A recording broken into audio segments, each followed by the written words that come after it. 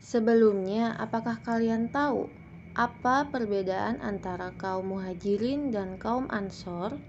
Kaum Muhajirin yaitu adalah kaum muslimin penduduk Mekah yang hijrah ke Madinah bersama-sama dengan Nabi Muhammad SAW. Mengapa dikatakan kaum Muhajirin? Karena asal kata muhajirin yaitu hijrah yang artinya pindah. Sedangkan arti dari kaum Ansor adalah orang-orang Madinah yang menerima dan membantu kaum muslimin penduduk Mekah yang hijrah ke Madinah. Karena Ansor asal katanya dari kata Nasoro yang artinya menolong.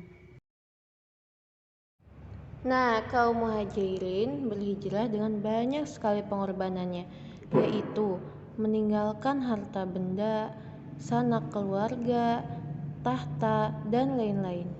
Kaum Muhajirin hijrah tanpa bekal yang memadai, yang artinya hanya sekedarnya saja.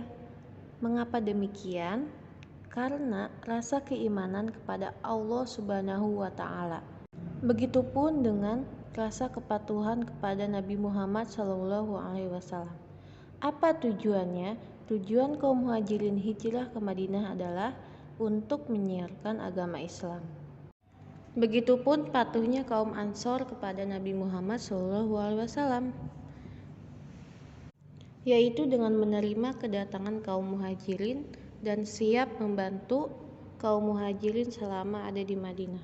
Itulah pertolongan kaum Ansor berikan kepada kaum Muhajirin, seperti memberikan tempat tinggal. Ada pula yang memberikan modal kepada kaum Muhajirin untuk berdagang. Nah, apa yang Nabi Muhammad lakukan untuk membina masyarakat Madinah? Nah, khususnya di bidang sosial, yaitu Nabi Muhammad mempersaudarakan kaum Muhajirin dan kaum Ansor. Nah, mereka disatukan dengan ikatan persaudaraan Islam atau yang disebut juga ukhuwah Islamiyah yang melebihi dari segala ikatan yang lain. Selain untuk menyatukan mereka, hal demikian juga untuk memperkuat barisan kaum muslimin dan untuk menghindari terjadinya kembali permusuhan lama yang pernah ada di antara mereka. Pada saat itu, ada sekitar 100 orang yang terdiri atas kaum Muhajirin dan Ansor yang dipersaudarakan oleh Nabi Muhammad SAW. Nah, di halaman 4 ini ada beberapa yang tercatat dalam buku sejarah Islam.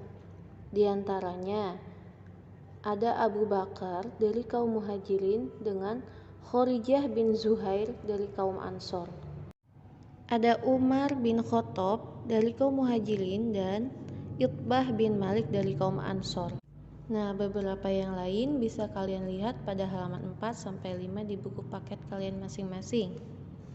Nah, tujuan Nabi Muhammad ketika mengokohkan persaudaraan di antara kaum muslimin yaitu yang pertama, agar orang-orang Muhajirin merasa nyaman berada di Madinah dan tidak merasa terkucilkan di sana.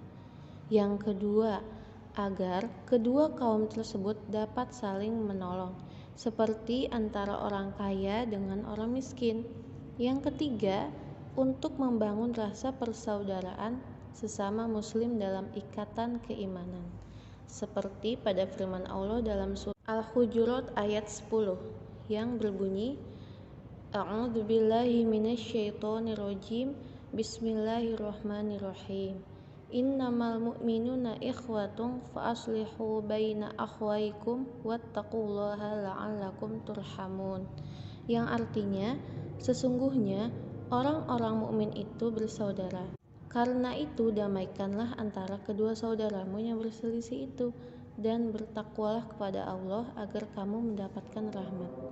Nah, yang kedua yang Nabi Muhammad SAW lakukan untuk pembinaan sosial di Madinah yaitu menyepakati perjanjian Madinah.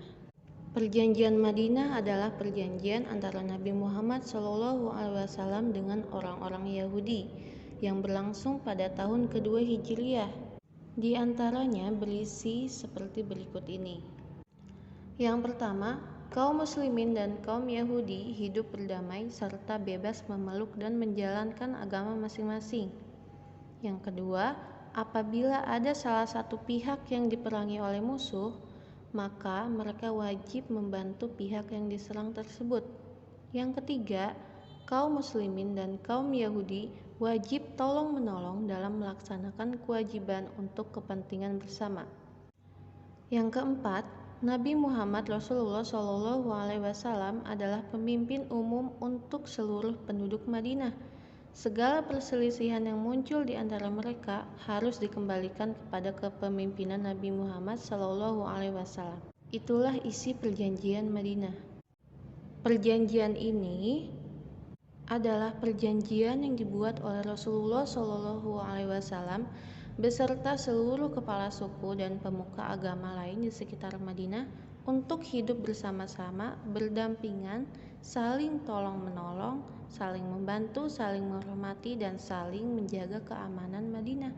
Karena di Madinah tidak hanya ada umat Islam saja, tetapi ada umat Yahudi dan Nasrani, dan adapun suku-suku yang lain seperti ada Yahudi dan Nasrani dari Bani Qainuqa, ada Bani Nadir, serta Bani Quraidah.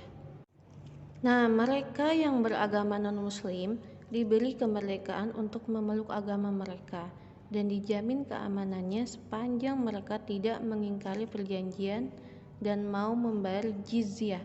Apa itu jizyah? Jizyah itu pajak.